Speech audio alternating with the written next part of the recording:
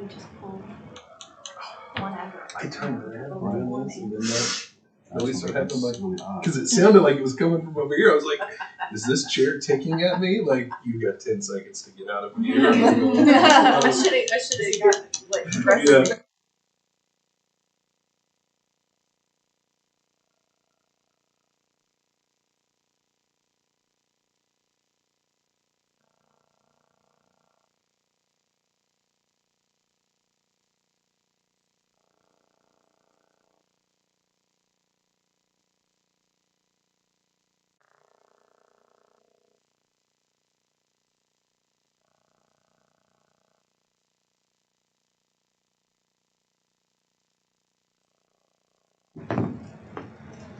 We're on a technical difficulty break. Did you miss a whole lot? We were on 3, but we'll still do 3 hours. We just did that. It takes a second for it. There it goes. Okay. Anybody know if we have sound? I hear you. Oh, that was a question. I'm not seeing video either. Huh? I'm not seeing video or sound. Yeah, Just to refresh. working. Is it? Oh. Getting better. All right. Well, I've tried all of Yeah, my camera technical keep it on. expertise. Kit was supposed to be. Are we good? We have sound? I'm looking at John. Oh, we're focusing on John now. Oh, it's rotating. Oh, is it working? I Okay, think it's so. just It'll lagged slight a little lag. bit. All right. I So think we're there. good. All right. Yeah, Good job, we're there. everybody. Thank you. Thanks, Nicola. All right, John, continue. Okay, I'll kind of start back for Mike and those who are interested. Just to paint a little picture of where we are currently versus last fiscal year at this time, or before that. Last February, we started incurring COVID claims, and those started ramping up. So last year, last February, started going up. We really saw a big increase in March, April, May, up until really last month. But long story short, our last big COVID claim is going to be on the register, BOCC check register this month. It'll be about $232,000. So that will be added to our medical, but it'll be netted out because we'll get reimbursed for that. So it'll be flushed out as an even. On the utilization side, the big COVID cases are over. We still have premature baby cancer cases, orthopedic stuff going on every day. Somebody's in the hospital every day, but those are routine stuff. So all that additional stuff, we've seen that ramp way down, which is good. And really good that we had the reimbursement stuff. Overall, in the gross percentage paid, medical shows up about $1 million ahead of where it was last year. And some of that is timing because last fiscal year we were paying them on a weekly basis instead of every 2 weeks. So it's not, all that's not increased utilization. Some of it's timing. And then on the prescription side, a lot of that is timing. I did a comparison and we're really only about 700,000 up, 23% versus 42%. That's all timing. So if we look down net, we're still 415,000 less than we were last fiscal year at this point. Now the good news is we just, we changed our prescription rebate timing. We're going to receive them sooner. So all of last fiscal year, let's put this. Yeah, all of last fiscal year, we received about 1.4 million in rebates. That's all last fiscal year. This year we received 1.2. We have a check that was mailed out last week for 568,000 to add to that. And before the end of this fiscal year, we'll receive 3 more checks, that much or more.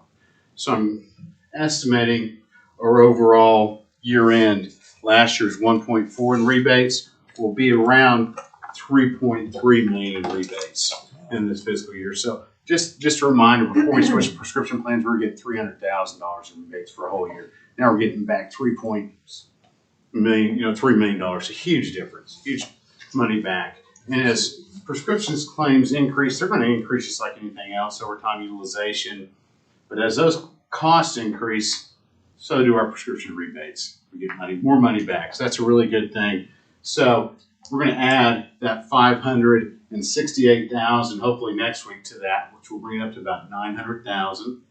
And then when we pay that other medical claim, we'll net that out another 232,000. So get us up to close to $1 million net difference. And again, those big claims have ended or are ending and ramping down. So moving forward, we're going into next fiscal year compared to a time where claims were ramping way up, and now our claims are going to ramp somewhat down. We're still going to have some big claims and normal utilization, but that COVID stuff currently isn't there. It could change, I guess, at any time, but currently everything's looking good.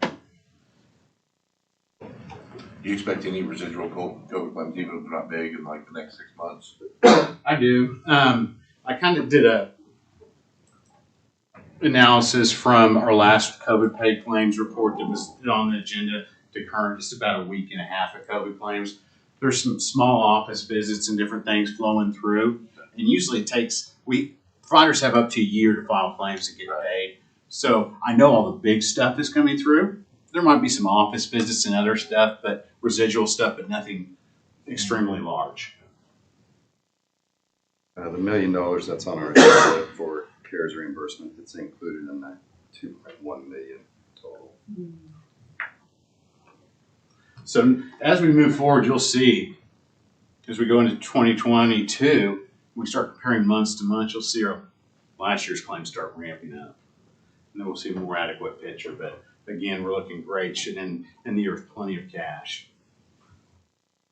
So if we would have had to absorb that CARES reimbursement, it'd be a completely different story. Completely different story. We'd have to come up with a lot of money. But luckily, too, that's ramping way up. Prescription rebates way up, and especially since they changed their timing on how that's released. And I think at one of the BET meetings said, somebody asked the question, is that going to reduce our future RX payments? No, because they just fronted that money. If we ended the prescription and changed somewhere else, then we wouldn't get it after that contract ended. But we're still going to get more prescription rebates quicker moving forward.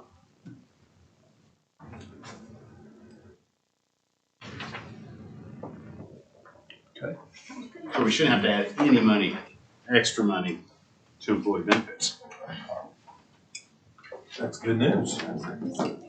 Absolutely, and hopefully end the year well. That's all I have, unless there's any questions on that. Anybody got anything? Motion to receive the update. Second. We got a motion and a second to receive the update. All those in favor say aye. Aye. Any opposed? Ayes have it. Thanks, John. John. Thank you. Item 4, discussion and possible action receiving update related to the status of all cost centers set up within Special Projects Fund 1400. This is our CARES account.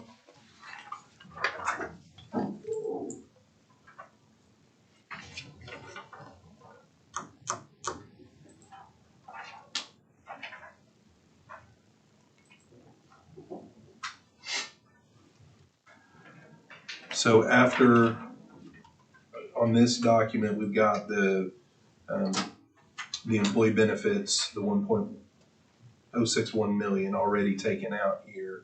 So after that, looks like we've got 1.1 available.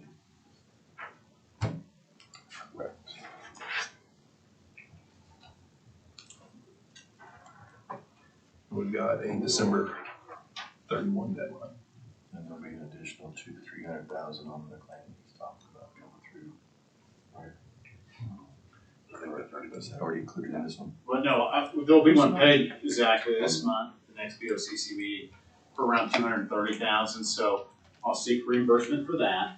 And from my understanding, correct me if I don't understand this correctly, there's that drop dead date at the end of December, but that's for things that nothing can be incurred after that. We can pay things that were incurred prior to that. My understanding is if you had an expense on December 28th that's COVID related, it would be able to be paid for just like something that was incurred So July 15th. Perfect. So if we're receiving claims that were incurred prior to January 1st, 2022, but they're paid after January 1st, 2022, we can still seek reimbursement from this. Right. So Okay. you're already anticipating needing another 230,000, correct? What are you anticipating? And I know it's difficult for you, but for the remainder of COVID-related expenses through December 31. Good What are you question. expecting? Good question. So I said all the big claims that came through, except the one that's gonna come through this next couple of weeks on the BOCC check register. So all the big ones have gone through. We just had the little office visits, urgent care, emergency room stuff still to come through. So I would say a conservative estimate would be about 250,000, unless we have any big cases pop up this month. Is that on top of the 230 or is that? Correct. So 480,000. Yes.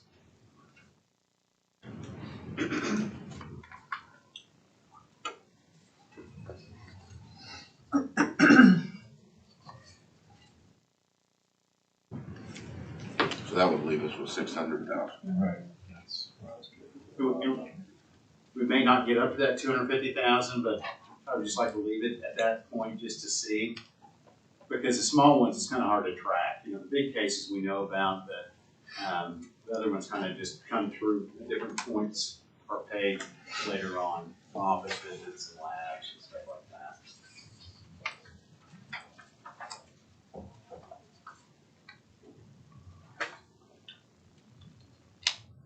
Okay. Well, we also have $100,000 that's not included in the 1.1 that's still sitting in facilities. So Ballpark, 600,000-700,000 balance. Around that range.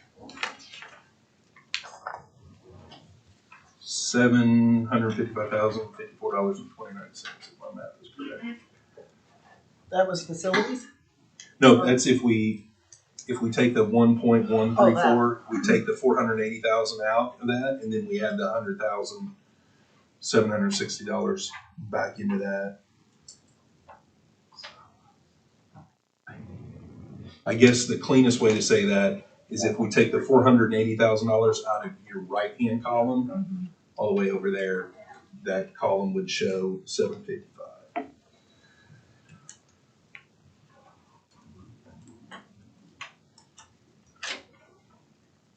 There's also the salary and benefits in the Criminal Justice Authority that they have not used for hero pay, as I recall. I don't know. It's just sitting there. I mean, I know we've given it to them, but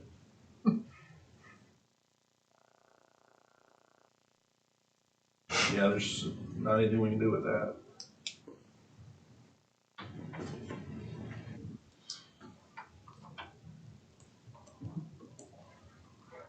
Did they not have to return it if they don't use it? well, that's For us what to the send big back? question is Yeah, I mean, because I feel it like was we had- specific for hero pay. So I thought they were gonna put something on the OCC to ask if they could transfer it to be used for something else, but that hasn't happened, Yeah. so. I don't know. What I meant by there's nothing we can do about it is that until it gets back here, I No, mean, if they true wanted to that. send it back, Yeah. then we could look at potential allocations of it, but it's not back here and it's December 7th. Happy birthday to my oldest. By the way, I just said December 7th, it reminded me. Yeah, 22, I'm getting old. In the Compton household. Do what? A day that will live in infamy in the Compton household. That's right. But yeah, it's really late in the game to be able to get money back from them, go through all the processes and be able to utilize it on our end. I would think they may still be able to utilize it on their end for COVID related expenses, but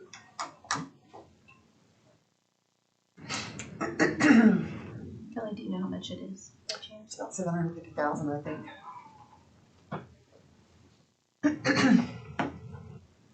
so if everybody is still on the same train of wanting to make sure that we're reimbursing our employee benefits account for COVID related expenses, I say we go ahead and in that dedicated column over there, go ahead and put the 480,000 there, so we're able to track and see where we're at.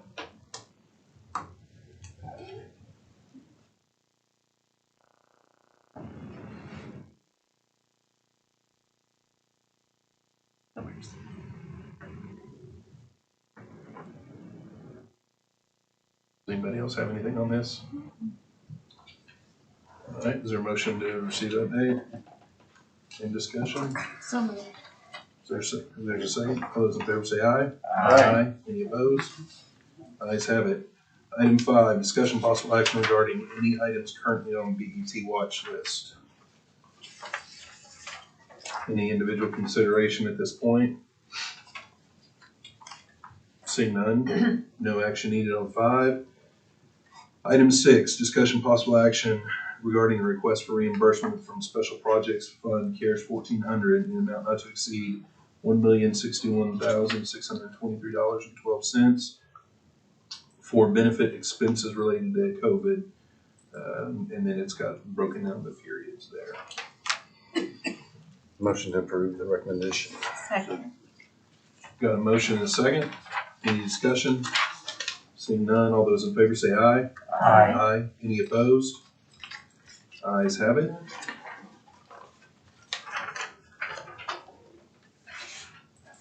Item 7, discussion possible action to approve a request for payment in the amount not to exceed $12,390 to Oklahoma Industries Authority from CARES Act 1400 for administrative expenses that were not reported per their auditor.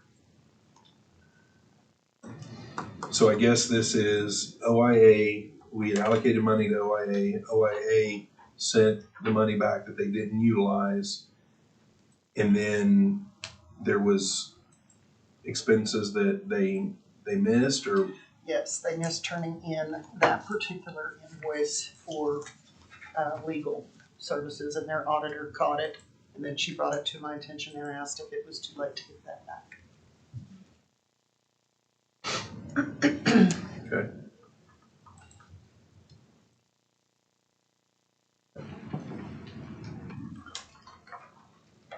And these were all expenses related to specifically the program that they were running for the county, correct? Okay. Any discussion? Do we have a motion? Motion to approve item 7. Do we have a second? Second. Got a motion and a second to make a recommendation to transfer $12,390 to Oklahoma Industries Authority to cover administrative expenses related to the CARES Act program they administered on our behalf. All those in favor say aye. Aye. Any opposed? Ayes have it. Item 8, discussion possible action regarding a countywide approach to an environmental Systems Research Institute, GIS hub. Mr. Morrison? I wanted to talk with our group today to, I'm sorry, totally missed the motion and second on item 8. 7. I moved it. Oh, is that the last one we did? I'm sorry, I'm off on item, excuse me. I just want to take this opportunity to talk to the group today about some things that the assessor's office is seeing as far as adoption of softwares and systems throughout the county. I know that clerk's office is working or getting ready to release a GIS site similar to ours in regards to their data. I've talked a little bit with the treasurer, with Butch. He would like to have some opportunities to present some of his data using GIS technology and maps. Of course, we are a predominant user, have been for several years. I talked a little bit with Miles as well. But the overall feeling is that we all have this idea of presenting data or information to either internally or externally to the public. And a county-wide approach to this, to me, is much more beneficial because it brings all of us into the table. We all get the same benefits. We can still be independent of our resources, meaning if you want something to view or see something a certain way, you can build it that way. Or we could approach it from a county-wide option. The difference in that is going to come into play in numbers. So this is really going forward as we start looking at budget projections and needs for next year, is that typically our office has been the only one in the assumption that with the clerk's office coming on board, there will be that with you again. But by taking this countywide approach, it will be similar to the approach we took with the aerial photography, where we all kind of come together, we all share the same systems benefit. Our data is much more relational with each other. And what I wanted to do is just kind of talk about that today a little bit, because I see the need for that is becoming more and more. And by taking a central approach to it, it will really do away with some of that duplication of effort, duplication of funds. And it'll also open up some different opportunities in regards to our licensings, things of that nature. So what I want to do is set aside some time with each of your elected officials where I'd like to meet one-to-one with them and present some of this information so that it gets that information into their hands. So if they have questions or concerns, we can talk about some of that. I've reached out to ESRI, who is our software provider, that they are working to bring some of those examples and conditions so that we can show that in relation. It might be with the commissioners, your roads and bridge projects, things of that nature, the ability to interact with your constituents in a mobile device so that they can report instances in those areas, so there's bad roads, high weeds, things of that nature.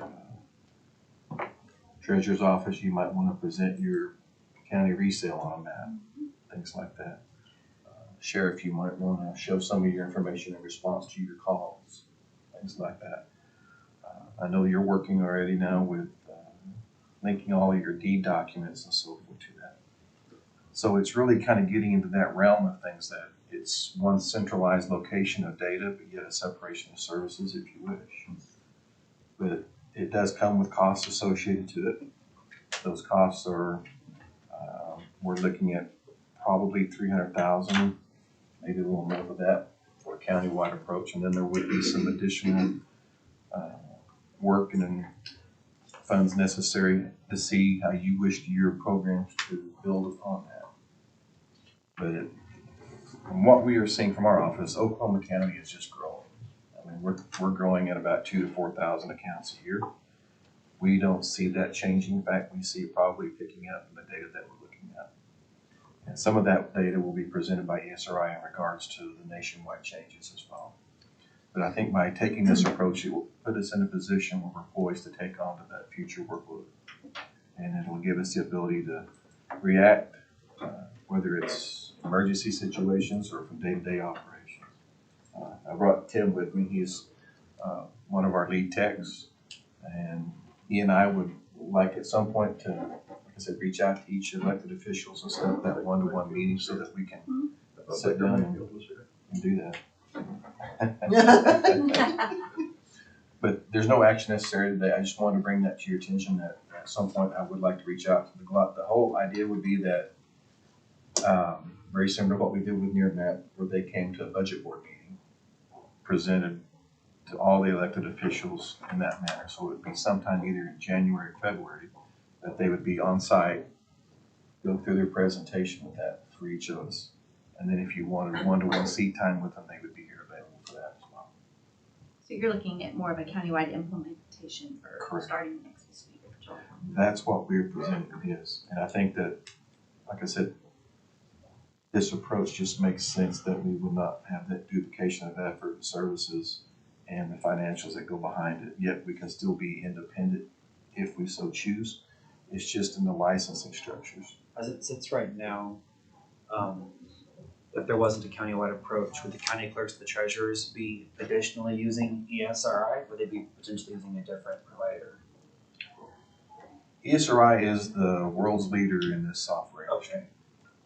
So probably everyone will be using it. Yes, yeah, at some point. That's really what everybody gets to. It might be that you use a separate software, but you're going to get to the ESRI software to make it all work. So what's the point of having 4 separate licenses with the same provider? Correct. Okay. And that's the whole point is we've established this service with ESRI now. We're hosting our service in the cloud. I think that that's probably where this hub would reside so that we're clear and free from housing that data internally. It sits in the cloud and everybody has access to it, including the public. So some of that groundwork has already been done.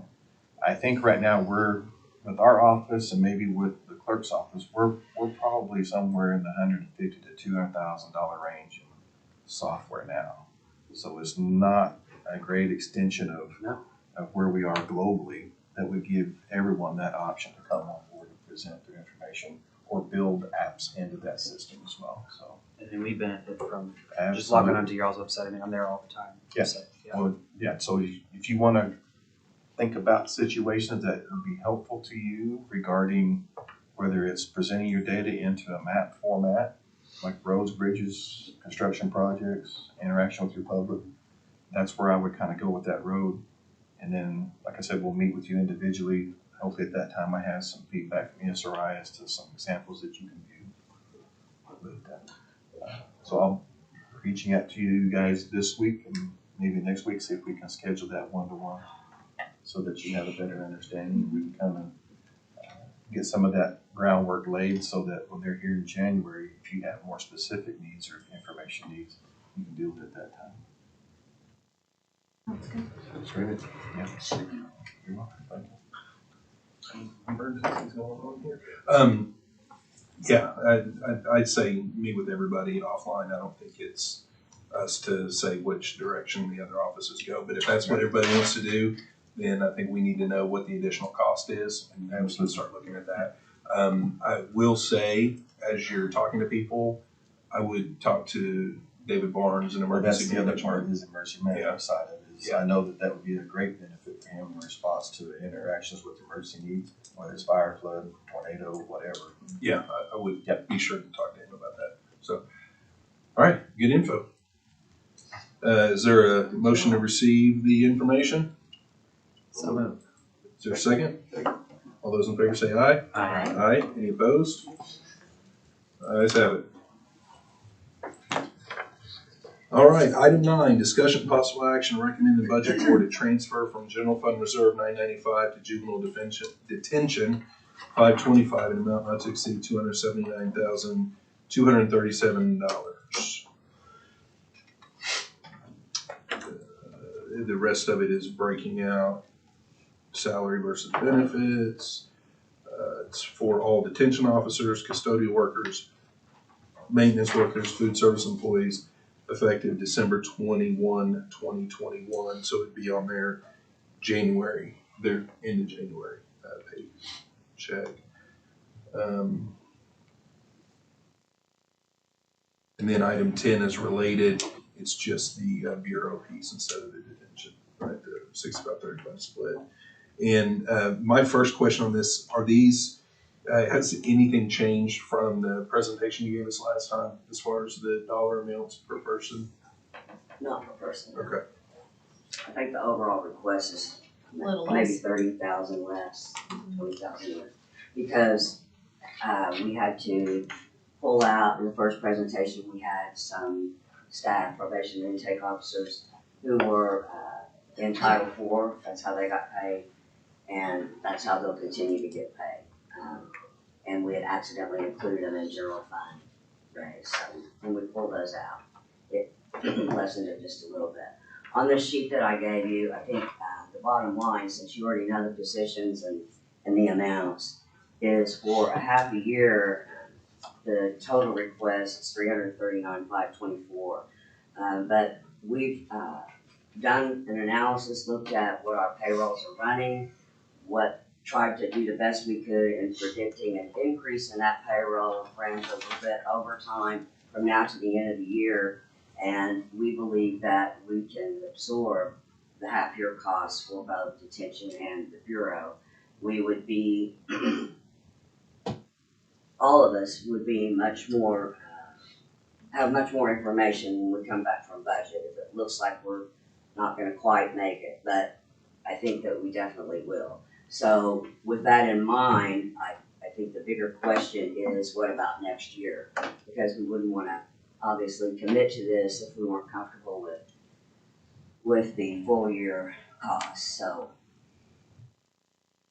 the full year costs are $679,046. But again, I think looking at the vacancy turnover and what that does to surplus and a fully funded budget, which we are with our positions,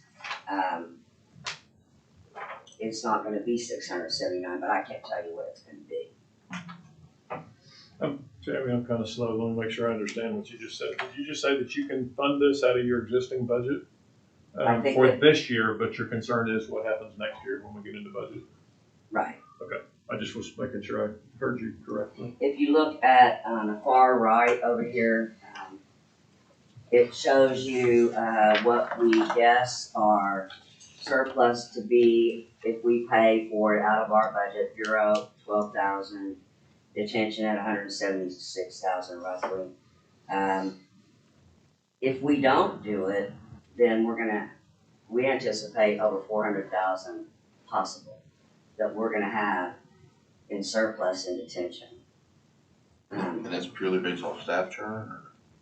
Yeah, and another thing that impacts that now that may look a little differently when we come back in March is that we have a big chunk of money right now because we just got those 15 positions and they're not all full and they're not all drawing benefits and that kind of thing. So, you know, that's gonna come down some, but that's still a big amount. Even if you cut it in half, you know, it's still a lot of surplus. And then Full year raises right under that, if it looked just like it looks now, next year, then it shows you, how much more we would need, which is a total of about 151,000. So it's probably gonna be a little more than that, but I don't think it's gonna be 679,000. We're not gonna have every position filled at that rate every day of next year. So if I'm understanding this correctly, you anticipate if you move forward with your salary increases for the rest of the fiscal year beginning December 21, that you've got the funds to be able to handle that. We don't need to do a general fund reserve transfer. But if you do that, then it increases the obligation next fiscal year. So you want to make sure that everybody's on board for the additional funding for next year if you do that now. Is that correct? That's correct. Okay, and then I'm a little confused about the 679 and the 150 that you mentioned. How much do we need to anticipate? And I understand that situations can change, but what are you looking at if we say, okay, move forward with this, then you bring your estimate of needs to us in March. How much additional are you anticipating needing over your salary, your total salary that you got this year? Was that clear? Yeah. Okay. I guess the only thing I really have to go on to answer that question is last year in detention and the Bureau, we had roughly 123,000 left in salary and fringe in both sides. So that's not the total money we turned back. For both budgets, the total was $390,000. But for all of the salary and fringe for both budgets was around 250, I mean. So whatever that number is would subtract from this 679. That's what. Okay, I I think got it's you. gonna have to be close to that. I mean, I don't see it changing dramatically. Okay, But I got you. if you had a worst case scenario, or a best case scenario, everybody was full all year long, at zero number, you would need 680. Yes. Okay. And Gotcha. we would still want a presentation at budget board and a budget board sign off, right? Yes, that's Okay. what I'm anticipating. That based on what she said, my anticipation is we don't really need any action here as far as, because these two are related to transfers from general fund reserve. What I would anticipate is a presentation to budget board to say, hey, this is the route that I want to go. I don't think I'm going to need any more money this year, but I want to let you know that it potentially puts the county on the hook for $679,000 more next fiscal year than what I got this fiscal year. So Is that right? but you would need somebody this year, right, or no? I'm anticipating we can cover it this year. What I thought is that in March, when I come back, we'll have that much more data. And we'll either be able to say, oh yeah, you're not gonna have any trouble, or you might run a little tight. So what if I'm 20,000 tight? I could probably move that from M&O or something. You know, there's a lot of opportunities there to still squeeze in this year. But I do not want to implement it if I don't feel that I have the budget for support for next year. Well, thank you. I just want to commend you for the job that you've done in identifying a way to handle this internally. I think that's awesome. Definitely. Thanks, Jimmy. So will I put this on the budget board then? Yeah. All right, no action needed on, well, let's go ahead and receive an update on item 9, and then we'll have no action on item 10. Is there a motion to receive the update on item 9? So moved. Second. All those in favor say aye. We also Any need to opposed? receive the document. Is there a motion to receive the document that Jamie handed out? Second. Is there a motion? But a second is second. Okay, we got a motion and a second. All those in favor say aye. I'm sorry, say that Aye. again, who did that? Motion second. Motion second. Any opposed? Ayes have it. No action needed on item 10. Item 11, discussion possible action regarding recommendation of Oklahoma County Budget Board related to the utilization and expenditure of Oklahoma County CARES funds for Oklahoma County employee hazard / hero pay. I put this back on here. This is, we're kind of at the end of the line here. I guess we can always have special meetings or whatever. But we discussed earlier what we've got after after we allocate money and hold $480,000 for employee benefits. We got $755,000 left. I was looking and thinking, and it came to my attention that last year when we did hazard / hero pay, the sheriff's office and juvenile, we had allocated some funds to be able to do that. We did not allocate any funds to emergency management for their employees. They changed their operations. They were that pod for the central region set up out at Krause. They were handing out PPE to fire departments, to police departments, to, I mean, you name it. The SNS, the supplies that the court clerk's office has been able to utilize, because we had county PPE and then we had the SNS. They had a big SNS facility out there set up, and I wanted to bring forward an idea. It doesn't have to be the only idea, but at least to get them some hazard / hero pay for what they did, because we missed, maybe we didn't miss, but I missed bringing that up last year. They've got 4 employees. My understanding was last year we did, was it 5 months, $1,000 per employee? Does that sound right? So what I would request is we did the same thing for those folks. 4 employees, $1,000 times 5, which is $5,000 per employee to match what we did for the other entities last year. Just a thought that I wanted to throw out. And then a possible discussion and opportunity to broaden that with the ARPA funds, but that's just kind of out there, right? Right, yeah, we'd need to look at the ARPA regulations and see if we can, but definitely if there's room for expanding. That's the other thing that we have to be careful of on CARES. CARES is a little more limiting as far as public health, public safety, that kind of stuff. Individuals that were responding directly to the pandemic, and that's what they were doing when they shifted what they were doing before to doing that on a daily basis. So yeah, ARPA, we may be able to be a little bit more broad, and because I'm sitting here, I'll tell you, I would love it if all of our employees that were, I think Jamie mentioned it, I think Amy mentioned it one time, the full-time employees that worked here, not remotely, that had interaction with the public. I would love for us to be able to take care of all of those employees. We just need to do an analysis to make sure we got the money and that we got the ability within the particular funding source to be able to do it. So yeah, I would love to continue those conversations. And then the other thing is, if you factor in the conversation earlier about how much money is left, you're not going to go very far in addressing if you tried to even expand that conversation beyond emergency management, because there's not a lot of money left in the fund. So I think it makes a lot of sense.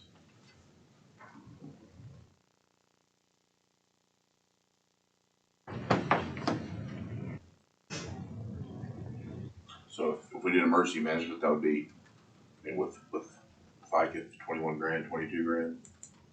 Yeah, something like that.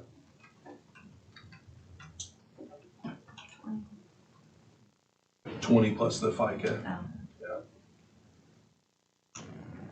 So, I mean, Does this agenda item allow us to make that recommendation? I believe so. Do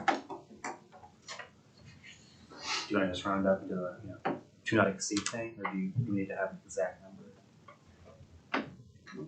That will come on the budget board agenda item, right? Yeah, we can, because what I would anticipate is that the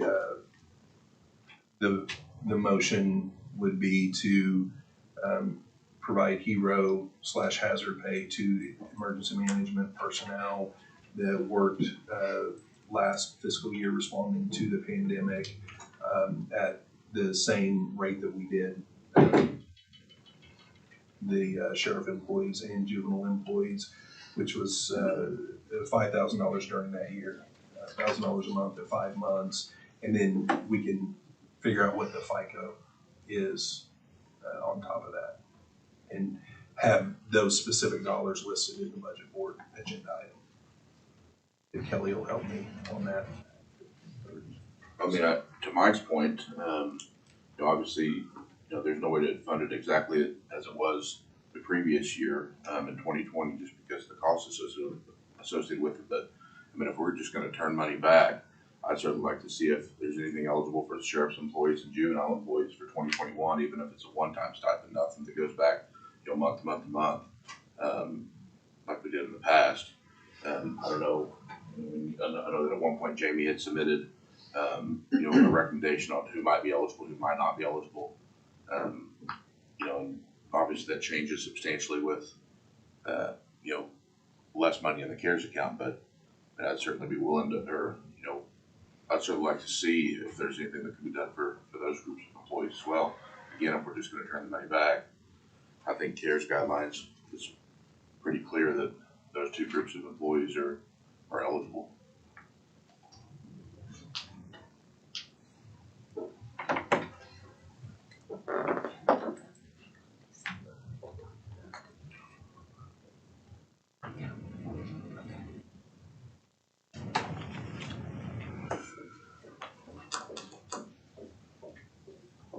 Okay.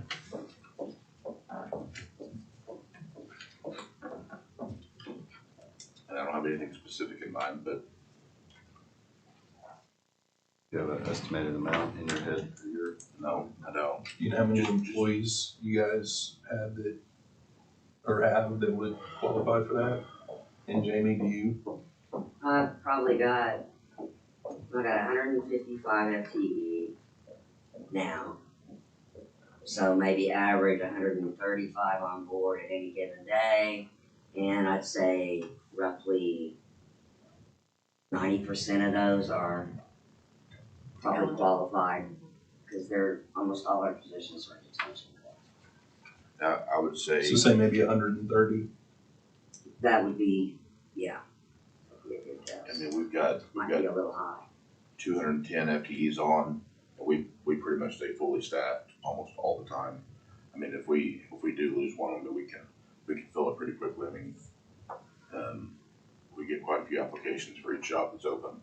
And I mean, I would say a similar position, just because, and looking at the guidelines for it, so it says that public safety employees would include police officers, sheriffs and deputy sheriffs, firefighters, emergency medical responders, correctional and detention officers, and those who directly support such employees, such as dispatchers and supervisory personnel. That's specifically outlined and, in there. So, I mean, and at some point, I mean, really, I can't think of really, but maybe just a handful of people that didn't have direct contract, even if they weren't, gun toters, that weren't still fingerprinting people required, doing all those things that, every day, for the last 260 days. So say we did like a one-time stipend for $1,500 per eligible employee. Mm-hmm. Type of thing. Yeah, I mean, really anything. I mean, again, and just confront with the fact that if we're just gonna throw the money back, that's the reason Brandon, how many people did you say? 200-ish, I 210. mean, yeah, I mean, 210 obviously includes sheriff and undersheriff, but, you know,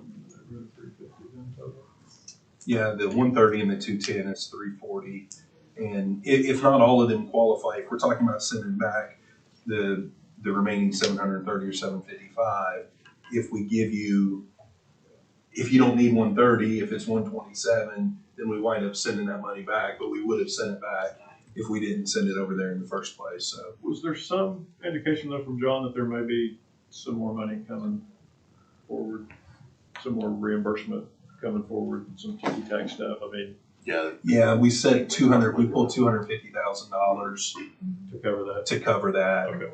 And that's what left us at the 755 Okay. was once we did that. Now that also includes, and Kelly, let's track this because we will probably need to adjust it, but that includes that $100,000 in facilities that it's available for other things. So it'll need to be moved over. We can't obviously make a recommendation in here for that, but we can put, anybody in here can put an agenda item on budget board to request a transfer from facilities cares 100,000 into the general cares 100,000. So doesn't necessarily have to be a recommendation from this board. John, you opposed to sort of approaching this in sort of two different waves, since it sounds like a desire for emergency management to do what we did originally for the sheriff's office, of the equivalent of 5 installments of 1,000, as opposed to a one-time thing, which we would do with sheriff round 2 or juvenile. We go ahead and do the 5,000 or 20,000 plus, see how much we have left, get a more exact number from sheriff and juvenile. I know that as I'm thinking about this out loud, that means we'd have to call a special meeting probably, which, sorry. But maybe we don't want to do that after all, but I guess, because it kind of sounds like we're talking about two different things here. I think we're talking, let's see here, 20,000 plus FICA for emergency management. We got 755. So let's just round that to 25,000. That leaves 730,000 is what that leaves. We either turn it back or which, whatever anybody wants to do, we turn it back or we allocate, sheriff said 210. They'll go in and do an analysis and make sure whoever qualifies. Just like when we gave you the $1 million before, it was, we just gave it to you, and then what you didn't use, you sent back. You guys had to use all of it. So it'd be kind of the same thing, and whatever you send back, it would go They had back. to be on payroll the whole month. Yeah. Their working status, there was Yeah. some And those are things, criteria we used. and that's why I don't exactly. Yeah. Those- Now, emergency management, my recommendation is for, to catch up from that last year. They're not doing and haven't been doing the pod and that kind of stuff this year. So I wouldn't anticipate whatever else we're doing on that end for them this year, but for last year. And that's why I was kind of suggesting just sort of logically separate the two. Yeah. The emergency management Yeah. thing, and then consider everything else as totally separate and everything else. So if we do the emergency management and we go ahead and estimate that at 25,000, it's going to be between 20 and 25. Then you're left with 730,000 is what we have left to be able to allocate. However, I think that's a pretty good number based on John's discussions, even with, the additional claims that'll roll in. So For 300 people, that's We could do 2,500 or something like that per person. even 1,500 a person, 340. and again, I'm not saying run it all the way down to zero. I just, Right. again, I'm really not here with an agenda. I was just thinking that, there's no set number that I've been sent to gather, but if somebody threw out 1,500, if that's the number at 340 employees, that's 510,000. So it leaves an additional 220-ish thousand. About 40,000 for bike. It'd be 540, 549. Oh, yeah, that's right. 8%. Yeah. 549 and 730, so it'd be 181. It would be left in there.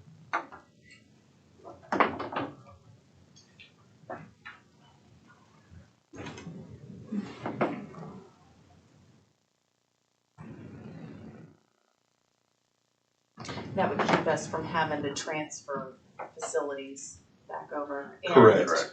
And, are they gonna have any costs for cleaning through the end of the fiscal year that we're gonna have to consider as well? It could, but to your point, we've got 181,000, so that leaves the 100,000 with them, it leaves 80,000 over here, yeah.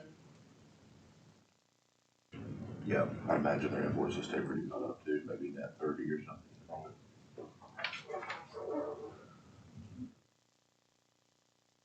clear as mud. I mean, I personally like the idea of the emergency management. I know I saw them a million times down there, in the thick of it last year and helping David Bays and Captain Bays in stock and distributing that stuff. And so I personally like that idea.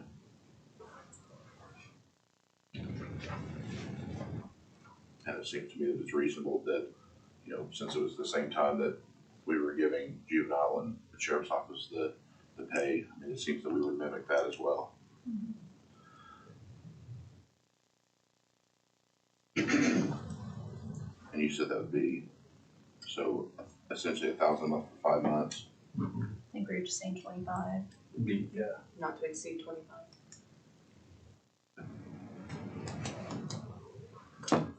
So we have an amount not to exceed 25 for emergency management and 550,000, because I think you said 549, right? So 550,000 for sheriff and juvenile.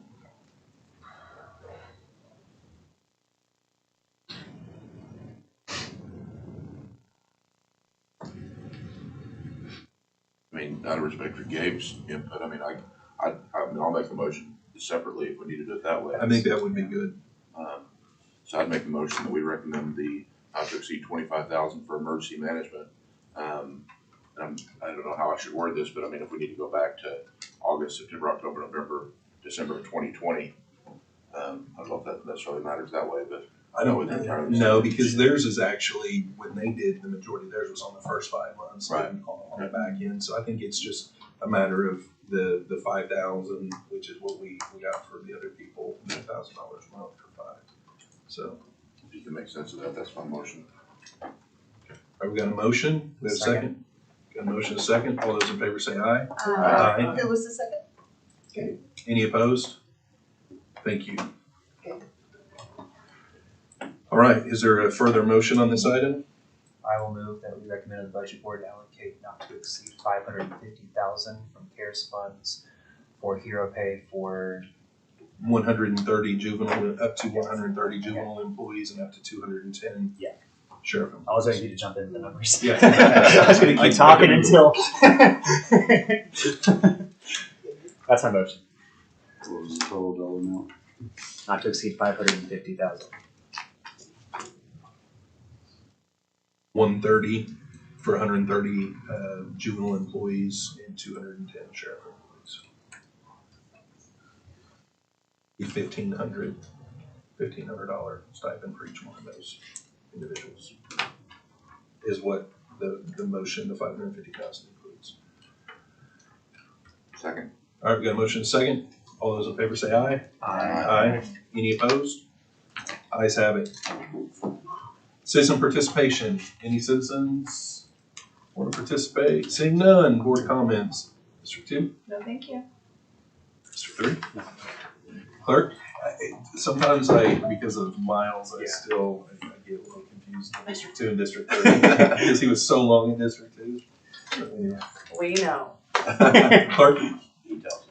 This is Kelly's last BET meeting. gonna ask if it was your last one. I want to express my gratitude for Yes. all the years she's worked with this committee and all the things she's done for this committee. And We're your favorite one, right? yeah, of course. Being You'll my be alternate, missed. sitting in for me, and everything she's done, she's been fantastic. We're gonna miss her. So Thank you. Appreciate it. Just to come visit, right? Treasurer? Just to come visit, right? Oh, yeah, I'll be here every month. She'll Watch be from home whenever you like. Yeah. Just don't talk about me, I may see it. Well, congrats, Kelly. That's Yeah, thank you for everything dealing with You're us. sure welcome. It's a lot of work, especially during budget time.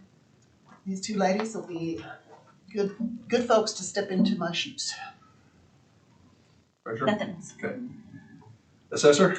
Just the same, thank you so much. Sure. Congratulations, Jim. Thank you. Kelly? Yep. Thank you. It's getting real. It is. You've helped me a lot on this. I mean, if you guys only knew how many times we have to talk about stuff, and you've been a huge help. But even more than that, I consider you a friend and part of my extended family. I mean, I feel the same way. This place will be different without you roaming the halls. That's true. And I hope you will come back around and see us. Definitely. So that's all I've got. Any new business? Seeing none, is there a motion to adjourn? So moved. Is there a second? All those in favor say aye. Aye. We are adjourned. Thanks, everyone.